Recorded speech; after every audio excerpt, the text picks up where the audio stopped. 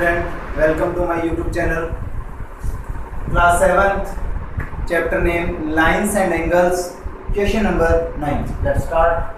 Question number 9 is in the given figure. अपने पास एक figure given है, adjoining figure given है. First part is angle 1 adjacent to angle 2. Question में उसने बोला है कि एंगल 1 एडजेसेंट है 2 के. तो सबसे पहले इस क्वेश्चन को करने से पहले आपको एडजेसेंट का कंसेप्ट पता होना चाहिए. तो व्हाट इज एडजेसेंट एंगल? तो एडजेसेंट एंगल समझो ध्यान से.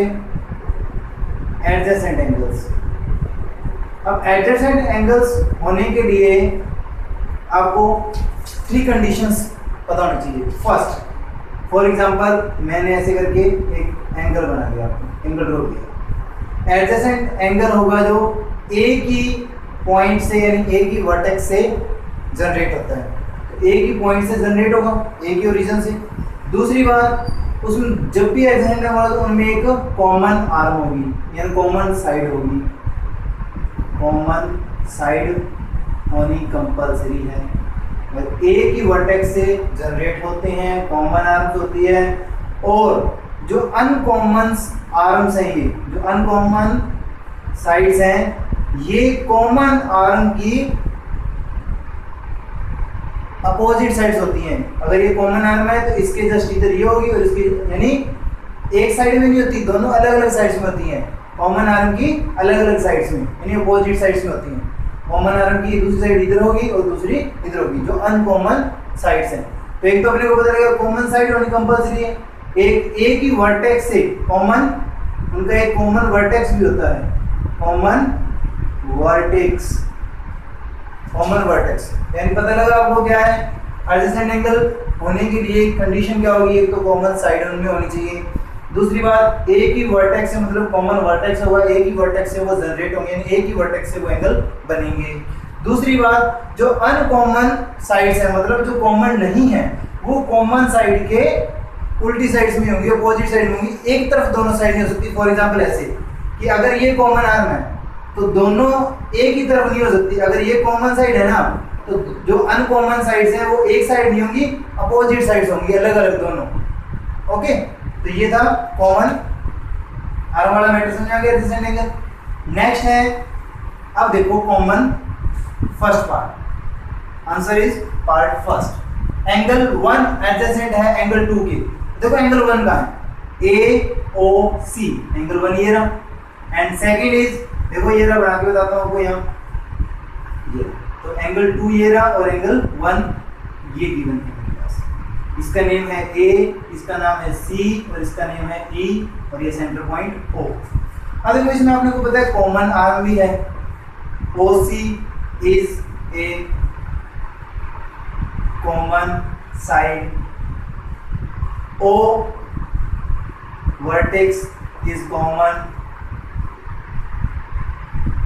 तो एक वर्टेक्स कॉमन है, आर्म कॉमन है, और जो अनकॉमन साइड्स हैं वो क्या हैं?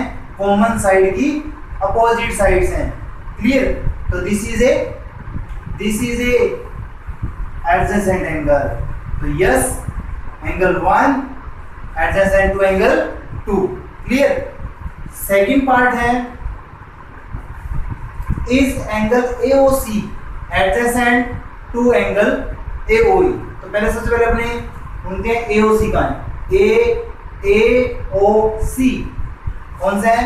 ये रहा एंगल AOC. और दूसरा कौन सा है?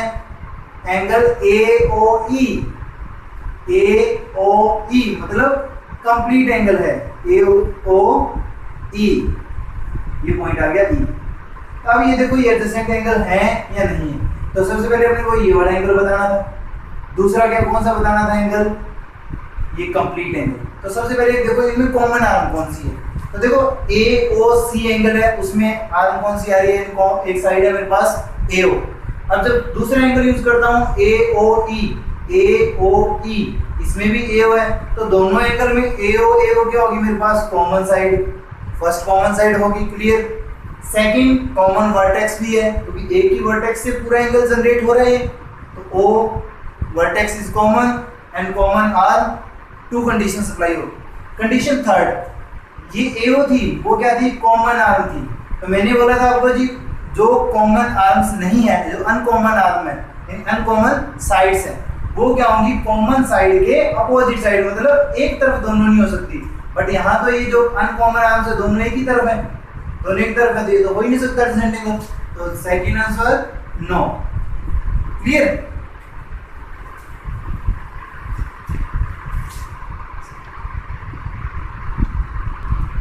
Students, next to part number third, do angle COE, angle COE and angle EOD from is linear pair. तो लीनियर पेयर का कांसेप्ट आते ही आपके माइंड में की चीज आएगी, जब भी लीनियर पेयर होगा तो एक स्ट्रेट लाइन ड्रॉ होगी। स्ट्रेट लाइन में जब दो एंगल बनेंगे, दोनों एंगल का सम कितना होगा, 180 होगा, तो उसको अपने लीनियर पेयर बोलते हैं। तो एक क्लियर लीनियर पेयर वाला कांसेप्ट कि एनी टू एंगल का सम क्या होगा, 180 होगा, जिसको लीनियर पेयर बोलेंगे। और जो लीनियर पेयर वाले एंगल्स होते हैं वो स्ट्रेट लाइन पे ड्रॉ होते हैं। तो फर्स्ट आंसर देखो क्या है, part first, angle COE, angle COE, angle COE means angle 2 की बात कर रहे हैं। And next angle EOD, angle EOD means किसकी बात कर रहे हैं, एंगल EOD, यानी कि एंगल 3 एंड 4 की बात कर रहे हैं। तो अपने को सिर्फ इतना पूछा है कि लीनियर पेयर है या नहीं है। तो देखो अगर इस लाइन को कंप्लीट को मैं ज्वाइन करता हूं तो देखो बिल्कुल स्ट्रेट लाइन बनेगी, स्ट्रेट लाइन बनेगी तो इस पूरे एंगल का सम कितना होता है, 180 होता है। तो angle COE and angle DOE draw on straight line, तो this is a linear pair. Yes. Next part fourth part, are angle BOD, are angle BOD and DOA। तो सबसे पहले देखो BOD एंगल का, BOD angle BOD means angle किसकी बात कर रहा है, ये एंगल 4 की बात कर रहा है। कौन सा है, BOD। And next DOA, angle DOA, DOA means इस एंगल की बात कर रहा है, DOA मींस एंगल 5 की बात करता है। किसने बोला है, सप्लीमेंट्री एंगल। तो सप्लीमेंट्री का कांसेप्ट भी आता है आपके माइंड में, क्लियर हो जाना चाहिए कि sum of any two angle is 180 is supplementary angle. Clear? तो देखो जब ये एंगल को मैं ज्वाइन करता हूं तो एक स्ट्रेट लाइन बनती है, और स्ट्रेट लाइन जब बनेगी तो स्ट्रेट लाइन पे जो एंगल बनता है वो हमेशा 180 का होता है। This is a supplementary angle. तो यस, ओके। स्क्रीनशॉट लेना चाहो तो स्क्रीनशॉट ले सकते हो। Next to part is part fifth, is angle 1 vertically opposite to angle 4। तो मैंने जब वर्टिकली अपोजिट कंसेप्ट बताया था आपको बोला था कि वर्टिकली अपोजिट एंगल क्रॉस के साइन में फिल होंगे। तो देखो जस्ट इसका अपोजिट एंगल 1, इसका जस्ट अपोजिट एंगल 2, तो ये दोनों एंगल क्या होंगे, इक्वल।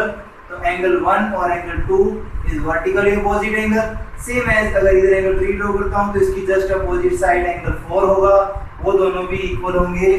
तो ये एंगल वर्टिकली अपोजिट एंगल होती है। अब देखो इस डायग्राम में वर्टिकली अपोजिट कौन सा है, एंगल 1 और एंगल 4 उसने अपने को वेरीफाई करने के लिए बोला है कि अपोजिट है या नहीं है। तो देखो एंगल 1 कहाँ है, ये रहा, ऐसे बन रहा है एंगल 1।